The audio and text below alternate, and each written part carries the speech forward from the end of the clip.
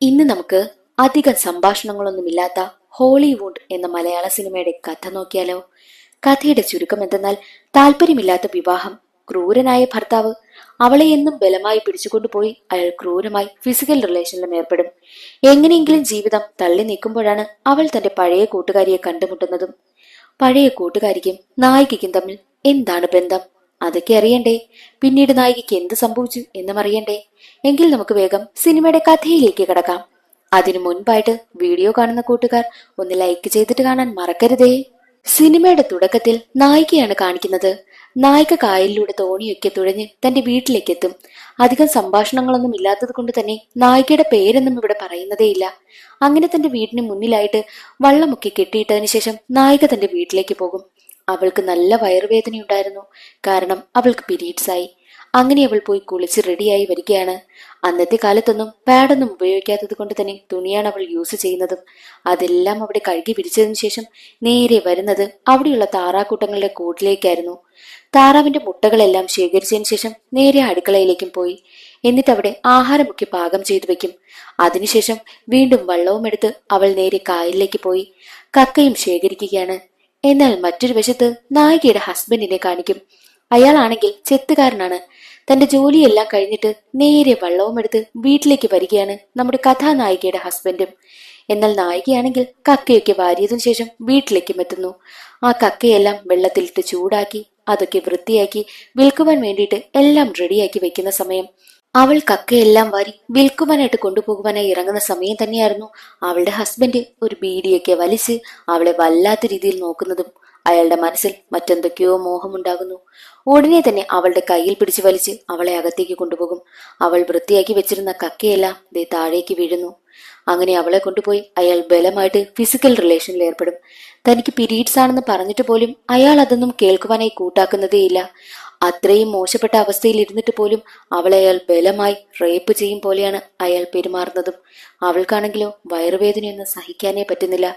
അയാളുടെ ഒരു പെരുമാറ്റം താങ്ങാനാകാതെ അവൾ എന്തൊക്കെയോ ആലോചിച്ചാണ് ആ കട്ടിലിൽ തന്നെ കിടക്കുന്നതും. അതിൽ നിന്നും മനസ്സിലാക്കാം, ഇവർ രണ്ടുപേരും തമ്മിൽ നല്ല ടേംസിലൊന്നുമല്ല, ഇഷ്ടമല്ലാതെയാണ് അയാളോടൊപ്പം അവൾ ജീവിക്കുന്നത് തന്നെ. അങ്ങനെ അതെല്ലാം കഴിഞ്ഞ് ആ ഒരു സങ്കടത്തോടു കൂടി തന്നെ നമ്മുടെ കഥാനായിക തറയിൽ വീണ ആ ഒരു കക്കയെല്ലാം വാരി വീണ്ടും കഴുകി വൃത്തിയാക്കി വീണ്ടും കച്ചവടത്തിനായി പോകുന്നതും. വഞ്ചിയിൽ പോകുന്ന സമയത്തെല്ലാം അവളുടെ മുഖത്ത് ആ ഒരു സങ്കടമെല്ലാം കാണുന്നുണ്ട്. കാരണം അത്രയ്ക്ക് ബലമായിട്ടല്ലേ അയാൾ അവളെ പിടിച്ചുകൊണ്ടുപോയി റേപ്പ് ചെയ്തതും. ഭർത്താവാണെങ്കിൽ കൂടിയും ബലമായിട്ട് പിടിച്ചുകൊണ്ടുപോയി ചെയ്യുന്നതെല്ലാം റേപ്പ് തന്നെയാണ്. അയാൾ അങ്ങനെ ചെയ്തത് കൊണ്ട് ആ ഒരു സങ്കടമെല്ലാം അവളുടെ മനസ്സിലുണ്ട്. ജീവിക്കാൻ ഒരു ആഗ്രഹമില്ലാത്തതുപോലെയാണ് അവളുടെ പെരുമാറ്റം തന്നെ. അതിനുശേഷം വിൽപ്പനയെല്ലാം കഴിഞ്ഞ് അവൾ നേരെ വരുന്നത് അവിടെയുള്ള ഒരു വയസ്സായ ആളുടെ വീട്ടിലേക്കാണ്. അയാൾ കിടന്നുറങ്ങുകയായിരുന്നു. അയാളെ തട്ടി ഉണർത്തിയിട്ട് അയാൾക്ക് ആഹാരം കൊടുത്തിട്ടാണ് അവൾ അവിടെ നിന്ന് പോകുന്നതും. ആ ഒരു വൃദ്ധനും നമ്മുടെ കഥാനായികയും തമ്മിൽ എന്താണ് ബന്ധമെന്നൊന്നും കാണിക്കുന്നതേയില്ല. ആ ഒരാൾക്ക് ഫുഡും കൊടുത്ത് അവൾ നേരെ വീട്ടിലേക്ക് വരുന്നു. അന്നേ ദിവസം രാത്രി അവളുടെ ഭർത്താവാണെങ്കിൽ കിണറിനടുത്ത് നിന്ന് കുളിക്കുകയാണ്. കുളിയെല്ലാം കഴിഞ്ഞ് അയാൾ അകത്തേക്ക് വന്ന് നായിക ആഹാരം പാകം ചെയ്ത് വെച്ചിരുന്നെല്ലാം എടുത്ത് കഴിക്കുകയും ചെയ്തു. അവളും ആഹാരമൊക്കെ കഴിച്ചിട്ട് ബാക്കി വരുന്നത് അവൾ വളർത്തുന്ന പട്ടിക്കും കൊടുത്തിട്ടാണ് ഉറങ്ങുവാനായി ചെന്ന് കിടക്കുന്നതും. അവൾ ഉറങ്ങുവാനായി ചെന്ന് കിടക്കുന്നത് കാണുന്നതും അവളുടെ ഭർത്താവാണെങ്കിൽ വല്ലാത്ത രീതിയിലാണ് അവളെ നോക്കുന്നതും. അയാളുടെ ഉദ്ദേശം എന്തെന്ന് അവൾക്ക് മനസ്സിലായി. ഇനി ഇവിടെ കിടന്നാൽ ശരിയാകില്ല എന്ന് ചിന്തിച്ച നായികയാണെങ്കിൽ നേരെ പുറത്തു പോയി അവിടെ ഉണ്ടായിരുന്ന മരത്തിന് മൂട്ടിലായിട്ടിരിക്കും. എന്നിട്ട് എന്തൊക്കെയോ അവൾ ആലോചിക്കും. അന്നേ ദിവസം ആ മരത്തിനടുത്തിരുന്ന് തന്നെ നേരം വെളുപ്പിക്കുവാനായിട്ടും നമ്മുടെ നായിക തീരുമാനിച്ചു. അവളാണെങ്കിൽ അവളുടെ പഴയ കാലമൊക്കെ ആലോചിക്കുകയാണ്. കുട്ടിക്കാലത്ത് നമ്മുടെ കഥാനായികയ്ക്ക് ഒരു കൂട്ടുകാരി ഉണ്ടായിരുന്നു. രണ്ടുപേരും നല്ല ഹാപ്പി ആയിരുന്നു. എപ്പോഴും കളിച്ച് ചിരിച്ച് നടക്കുന്ന സമയം അവൾക്ക് ഏറ്റവും പ്രിയപ്പെട്ട കൂട്ടുകാരിയായിരുന്നു അത്. കൂട്ടുകാരിയോടൊപ്പം നടക്കുന്ന സമയമെല്ലാം അവൾ വളരെ ഹാപ്പിയായിരുന്നു. എന്നാൽ അങ്ങനെ ഇരിക്കുന്ന സമയത്തായിരുന്നു അവളുടെ വിവാഹം കഴിഞ്ഞ് ദേ ഇപ്പോഴുള്ള സ്ഥലത്തേക്ക് വന്നതും. അതിനുശേഷം അവളുടെ ജീവിതത്തില് സന്തോഷം എന്തെന്ന് ഉണ്ടായിട്ടേയില്ല. അവളുടെ മുഖത്ത് ഒരു ചിരി പോലും വന്നിട്ടേയില്ല. പഴയൊരു ചിരി അവളിൽ നിന്നും മാഞ്ഞു പോയിരിക്കുന്നു. അതെല്ലാം ആലോചിച്ച് അന്നേ ദിവസം അവിടെ ഇരുന്ന് തന്നെ നേരം വിളിപ്പിക്കും. അടുത്ത ദിവസം രാവിലെ തന്നെ നായിക തന്റെ വീട്ടിലെ താറാമുട്ടകളെല്ലാം ഒരു കടയിൽ കൊണ്ടുചെന്ന് വിൽക്കും. അങ്ങനെ കിട്ടുന്ന കാശിന് അവൾ അവിടെ നിന്നും കുറച്ച് പലഹാരമൊക്കെ വാങ്ങുന്നു. ബന്നൊക്കെ ഉണ്ടായിരുന്നു. അതുമായിട്ട് അവൾ നേരെ പോകുന്നത് ആ വയസ്സായ ആളിനടുത്തേക്കാണ്. എന്നിട്ട് അയാളടുത്തിരുന്നിട്ട് അയാൾക്ക് ആ ബന്നും കൊടുത്ത് അയാളെ കൊണ്ട് അത് കഴിപ്പിക്കുകയും ഒക്കെ ചെയ്യും. കുറച്ചു നേരം ആ ഒരു വയസ്സായ ആളിനടുത്ത് തന്നെ നമ്മുടെ കഥാനായിക ഇരിക്കുകയാണ്. അവൾ എന്തൊക്കെയോ അവിടെ ഇരുന്ന് ആലോചിക്കും. ആലോചിക്കുന്ന കാര്യം എന്തെന്നാണ് പിന്നീട് നമ്മളെ കാണിക്കുന്നതും. നമ്മുടെ നായികയ്ക്ക് ഒരു കൂട്ടുകാരി ഉണ്ടെന്ന് പറഞ്ഞിരുന്നല്ലോ. കുട്ടിക്കാലത്ത് അവരൊരുമിച്ചായിരുന്നല്ലോ വളർന്നത്. എന്നാൽ അവർ യഥാർത്ഥത്തിൽ കൂട്ടുകാർ മാത്രമായിരുന്നില്ല. അവർ രണ്ടുപേരും പാർട്ട്നേഴ്സ് ആയിരുന്നു. അതെ, ലെസ്ബിയൻസ്. വലുതായി വരുന്തോറുമാണ് അവർക്ക് അവരുടെ മനസ്സിലെ ഫീലിംഗ്സ് എല്ലാം മനസ്സിലായി തുടങ്ങിയതും. അങ്ങനെ അവർ ലെസ്ബിയൻ കപ്പിൾസിനെ പോലെയാണ് ജീവിച്ചു വന്നതും. ആ സമയത്തായിരുന്നു നമ്മുടെ കഥാനായികയുടെ കല്യാണം കഴിഞ്ഞതും അവളുടെ ഇപ്പോഴുള്ള സ്ഥലത്തേക്ക് വന്നതും. നായികയുടെ വിവാഹം കഴിഞ്ഞതോടുകൂടി കൂട്ടുകാരിയാണെങ്കിൽ മഠത്തിൽ ചേർന്ന് ഒരു കന്യാസ്ത്രീയായി മാറി. എന്നാൽ നായികയ്ക്കാണെങ്കിൽ ഒരു പുരുഷനുമായിട്ടുള്ള ജീവിതം അത്ര സന്തോഷമല്ലായിരുന്നു. അവൾ അതൊരിക്കലും ആഗ്രഹിച്ചിട്ടേയില്ല. അവൾ അവളുടെ കൂട്ടുകാരിക്കൊപ്പം ജീവിക്കുവാൻ വേണ്ടിയിട്ടാണ് അവൾ ഏറ്റവും കൂടുതൽ ആഗ്രഹിച്ചിരുന്നതും. എന്നാൽ അതിപ്പോൾ നടന്നില്ലല്ലോ. ആ ഒരു സങ്കടമെല്ലാം നായികയ്ക്കുണ്ട്. അവൾ ഒട്ടും ഇഷ്ടമല്ലാത്ത ജീവിതമാണ് ഇപ്പോൾ ജീവിച്ചു കൊണ്ടേയിരിക്കുന്നതും. ആ ഒരു കാരണം കൊണ്ട് തന്നെയാണ് നായികയ്ക്ക് ഇപ്പോഴുള്ള ഭർത്താവിനെ ഒട്ടും ഇഷ്ടമല്ലാത്തതും അവർക്കിടയിൽ യാതൊരുവിധ അറ്റാച്ച്മെന്റും ഇല്ലാത്തതും. അതെല്ലാം കഴിഞ്ഞ് നായിക നേരെ വീട്ടിലേക്കെത്തും. വീട്ടിലെത്തിയതും തന്റെ പഴയൊരു പെട്ടി തുറന്നു നോക്കും. അതിലാണെങ്കിൽ കൂട്ടുകാരിയുടെ ഫോട്ടോ ഉണ്ടായിരുന്നു. ആ ഫോട്ടോ നോക്കി അവൾ ഒരുപാട് സങ്കടപ്പെടുകയും ഒക്കെ ചെയ്യുന്നുണ്ട്. അവൾ കൂട്ടുകാരിയെ ഒരുപാട് മിസ് ചെയ്യുന്നു. കൂട്ടുകാരിയെ മൊത്തുള്ള ഹാപ്പി ആയിട്ടുള്ള നിമിഷങ്ങളായിരുന്നു അവൾ ആഗ്രഹിച്ചിരുന്നതും. ഹാപ്പി ആയിട്ടുള്ള ജീവിതമായിരുന്നു അവളുടെ സ്വപ്നവും. എന്നാൽ അതിപ്പോൾ നടക്കുന്നില്ലല്ലോ. അന്നേ ദിവസം രാത്രി നായികയാണെങ്കിൽ ആഹാരമൊക്കെ കഴിച്ചുകൊണ്ടിരിക്കുകയാണ്. അന്നേ ദിവസം അവളുടെ പീരീഡ്സ് എല്ലാം കഴിഞ്ഞ സമയമായിരുന്നു. അതെല്ലാം മനസ്സിലാക്കിയ അവളുടെ ഹസ്ബൻഡ് ആണെങ്കിൽ അവളെ ബലമായി പിടിച്ചുകൊണ്ടുപോയി വീണ്ടും അവളുമായിട്ട് ഫിസിക്കൽ റിലേഷനിൽ ഏർപ്പെടും. താല്പര്യമില്ലാതെയാണ് അവൾ അതെല്ലാം ചെയ്യുന്നതും. ആ ഒരു സങ്കടമെല്ലാം നായികയ്ക്കുണ്ട്. നായിക തന്റെ ജീവിതത്തെക്കുറിച്ചുള്ള കാര്യങ്ങളൊക്കെ ആലോചിച്ച് സങ്കടപ്പെട്ടു നിന്ന് അടുത്ത ദിവസം തന്നെ മറ്റേ ആ ഒരു വൃദ്ധനായിട്ടുള്ള ആളുണ്ടല്ലോ, അയാളുടെ വീട്ടിലേക്കാണ് പോകുന്നത്. അയാൾക്കുള്ള ആഹാരമൊക്കെ കൊണ്ടാണ് അവൾ അവിടേക്ക് പോകുന്നതും. അയാൾക്ക് ആഹാരമൊക്കെ കൊടുത്തതിന് ശേഷം അവിടെ നിന്ന് പോകാനായി ഇറങ്ങുന്ന സമയത്തായിരുന്നു അവിടെ ഒരു വഞ്ചിയില് രണ്ട് കന്യാസ്ത്രീമാർ പോകുന്നതും നമ്മുടെ നായിക കാണുന്നതും. കന്യാസ്ത്രീമാരെ കണ്ടതും നായികയ്ക്ക് പെട്ടെന്ന് അവളുടെ കൂട്ടുകാരിയെ ഓർമ്മ വന്നു. കൂട്ടുകാരി മഠത്തിൽ ചേർന്നിരിക്കുകയാണല്ലോ. അതും ആ ഒരു സ്ഥലത്ത് തന്നെയുള്ള മഠത്തിലാണ് കൂട്ടുകാരി ചേർന്നിരിക്കുന്നതും. ആ ഒരു രണ്ട് കന്യാസ്ത്രീമാരെ കണ്ടതും നായിക പെട്ടെന്ന് തന്നെ കൂട്ടുകാരിയെ പറ്റി ഓർക്കുന്നു. കൂട്ടുകാരിയുമായിട്ടുള്ള നല്ല മുഹൂർത്തങ്ങളും അവളുമായിട്ട് റൊമാൻസ് ചെയ്തിരുന്ന കാര്യങ്ങളൊക്കെയാണ് നായിക ഓർക്കുന്നതും.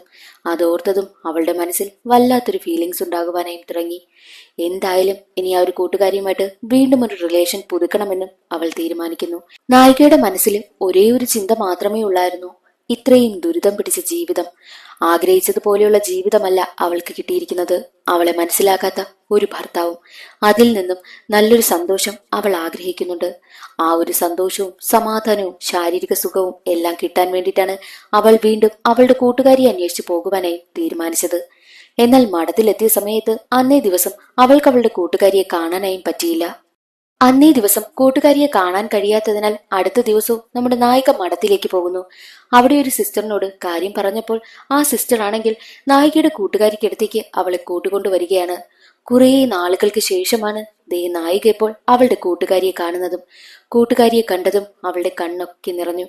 അവൾക്ക് സങ്കടമാണോ സന്തോഷമാണോ എന്നൊന്നും പറയാൻ പറ്റാത്ത അവസ്ഥയാണ്. കൂട്ടുകാരിയെ കണ്ടതും അവളുടെ അടുത്തേക്ക് ചെല്ലും. എന്നാൽ കൂട്ടുകാരിയാണെങ്കിലോ പണ്ടത്തെ പോലെയാണോ? അല്ല, ഇപ്പോൾ മഠത്തിലേക്ക് ചേർന്ന് ഒരു കന്യാസ്ത്രീയായി മാറിയിരിക്കുകയാണല്ലോ. അതുകൊണ്ട് തന്നെ മനസ്സിൽ മറ്റൊരു ചിന്തകളും അവർക്ക് വരാനായും പാടില്ല.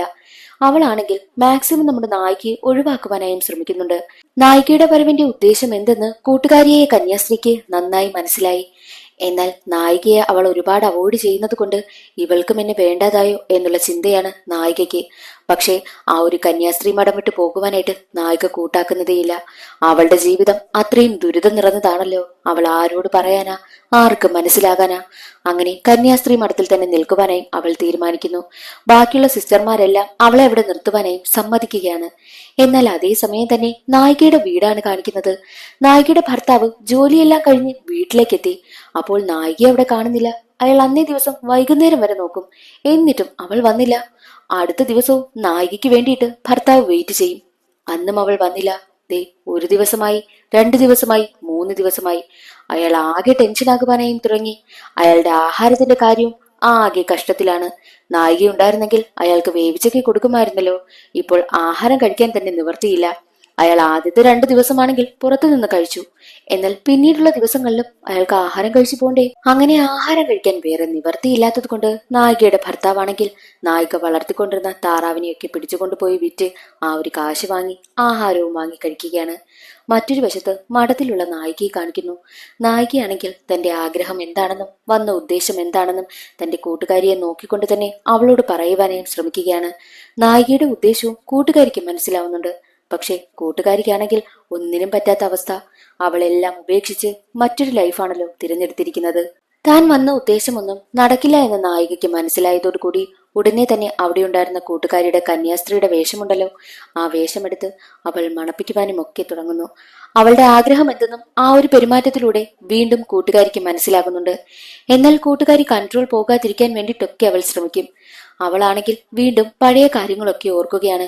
കൂട്ടുകാരിക്കും പഴയ അവരുടെ റിലേഷൻഷിപ്പിനെ പറ്റി ഓർക്കുന്ന സമയത്തെല്ലാം കൺട്രോൾ പോകുമെന്ന് വരുന്ന സമയത്തെല്ലാം അവൾ ഉടനെ തന്നെ കൊന്തയൊക്കെ കയ്യിലെടുക്കും. പ്രാർത്ഥനയുമായൊക്കെ മുന്നോട്ട് പോകുവാനായും അവൾ തീരുമാനിക്കുന്നു. അവൾ ആ സമയമെല്ലാം പ്രാർത്ഥനയാണ് അവളുടെ മനസ്സിൽ ധൈര്യം കൊടുക്കുവാനായും ഉപയോഗിക്കുന്നത്. മറ്റൊരു വശത്ത് നായികയുടെ വീടാണ് കാണിക്കുന്നത്. അവിടെ നായികയുടെ ഭർത്താവാണെങ്കിൽ എല്ലാ താറാവിനെയും പറക്കി വിറ്റ് താറാവെല്ലാം തീർന്നു പോയിരിക്കുന്നു. അതുകൊണ്ട് തന്നെ ആഹാരം കഴിക്കാൻ വലിയ നിവൃത്തിയൊന്നും ഇല്ലാതിരിക്കുകയാണ് നായികയുടെ ഭർത്താവും. മറ്റൊരു വശത്ത് രാത്രി ഉറങ്ങുകയായിരുന്ന ആ ഒരു കൂട്ടുകാരിയായ സിസ്റ്റർ ഉണ്ടല്ലോ, സിസ്റ്റർ ആണെങ്കിൽ ഞെട്ടി ഉണരും. കാരണം എന്തെന്നാൽ അവളുടെ ഫോക്കസ് എല്ലാം പോയിരിക്കുന്നു. നായികയെ കണ്ടതോടുകൂടി അവളുടെ മനസ്സിലും പഴയ കാര്യങ്ങളെല്ലാം ഓർമ്മ വരുവാനായും തുടങ്ങി. അവളുടെ മനസ്സിലെ ആഗ്രഹവും അവൾ കൺട്രോൾ ചെയ്തു വെച്ചിരുന്നതെല്ലാം പുറത്തേക്ക് വരികയാണ്. കൂട്ടുകാരിക്കും നായികയെ പോലെ തന്നെ തന്റെ മനസ്സിൽ അടക്കി വച്ചിരിക്കുന്ന ആഗ്രഹങ്ങളെല്ലാം തീർക്കണമെന്ന താല്പര്യവും ഉണ്ടാവുകയാണ്. എന്നാൽ അതേ സമയം തന്നെയായിരുന്നു നായികയുടെ വീടും കാണിക്കുന്നത്. നായികയുടെ ഭർത്താവാണെങ്കിൽ ആഹാരം കഴിക്കാനില്ലാതെ വല്ലാത്തൊരവസ്ഥയിലായിരിക്കുകയാണ്. പെട്ടുപോയി എന്ന് തന്നെ പറയാം. അതുകൊണ്ട് തന്നെ എങ്ങനെയെങ്കിലും തന്റെ ഭാര്യയെ കണ്ടുപിടിക്കണമെന്നും അയാൾ തീരുമാനിക്കും. ഭാര്യ തിരിച്ചു വന്നാലല്ലേ അയാൾക്ക് കഞ്ഞി കുടിച്ചെങ്കിലും കിടക്കാനായിട്ട് പറ്റുള്ളൂ. അങ്ങനെ നായികയെ പറ്റി അവിടെ ആകെ അന്വേഷിക്കുന്ന സമയത്താണ് അവൾ കന്യാസ്ത്രീ മഠത്തിലേക്ക് പോയിട്ടുള്ള കാര്യം ഭർത്താവ് അറിയുന്നതും.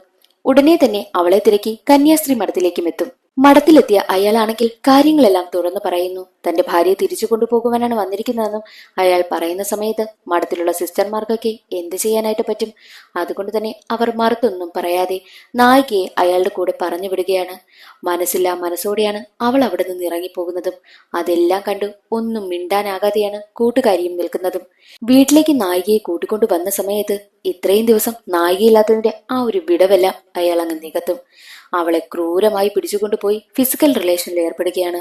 എന്നാൽ അവൾക്കാണെങ്കിലോ അതൊന്നും സഹിക്കാനേ പറ്റുന്നില്ല. അടുത്ത ദിവസം രാവിലെ ഉറക്കമുണർന്ന് തന്റെ തലമുടിയെല്ലാം കെട്ടിയിട്ട് നേരെ ചെല്ലുന്നത് താറാവിന്റെ കൂട്ടിലേക്കാണ്. താറാവിന്റെ കൂട്ടിൽ ഒരു താറാവ് പോലും ഇല്ലാത്ത കാര്യം നായിക കണ്ടു. തന്റെ ഭർത്താവ് കൊണ്ടുപോയി വിറ്റ് പുട്ടടിച്ചതാണെന്നും അവൾക്ക് മനസ്സിലായി. ഇനി അവൾ എന്ത് ചെയ്യാനാ?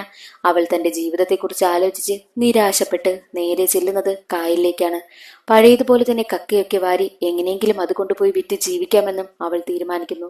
കാരണം അവൾ വന്ന് പെട്ടിരിക്കുന്നത് ഒരു വലിയ നീരാളിപ്പിടുത്തത്തിലാണെന്നും അവൾക്ക് മനസ്സിലായിട്ടുണ്ട്. അയാളെ വിട്ടിട്ട് അവൾക്ക് പോകുവാനായിട്ടും പറ്റുന്നില്ലല്ലോ. എവിടെ പോയാലും അയാൾ തിരഞ്ഞു പിടിച്ചു തന്നെ അവളുടെ അടുത്തെത്തും. അങ്ങനെ അവൾ സങ്കടപ്പെട്ട് കായലിനടുത്തിരുന്ന് കരയുകയാണ്. അതും അവളുടെ ജീവിതത്തിനെ പറ്റി ഓർത്തുകൊണ്ട് തന്നെ. അപ്പോൾ അവളുടെ തോളിൽ ആരോ വന്ന് പിടിക്കും. അത് മറ്റാരുമല്ല, അവളുടെ കൂട്ടുകാരിയായിരുന്നു. കൂട്ടുകാരിക്ക് എന്നു മുതൽ അവൾ ആ മഠത്തിലെത്തിയോ അന്നു മുതൽ തന്നെ കൂട്ടുകാരിയുടെ മനസ്സിലും മോഹമുണ്ടായി തുടങ്ങി. അവൾക്കും അവളോട് പഴയതുപോലെ തന്നെ ഒരു താല്പര്യമുണ്ടായി. ആ ഒരു റിലേഷൻ വീണ്ടും കണ്ടിന്യൂ ചെയ്യണമെന്നും കൂട്ടുകാരി ആലോചിക്കുന്നു. അങ്ങനെ അവർ രണ്ടുപേരും കെട്ടിപ്പിടിച്ച് കരയുകയാണ്.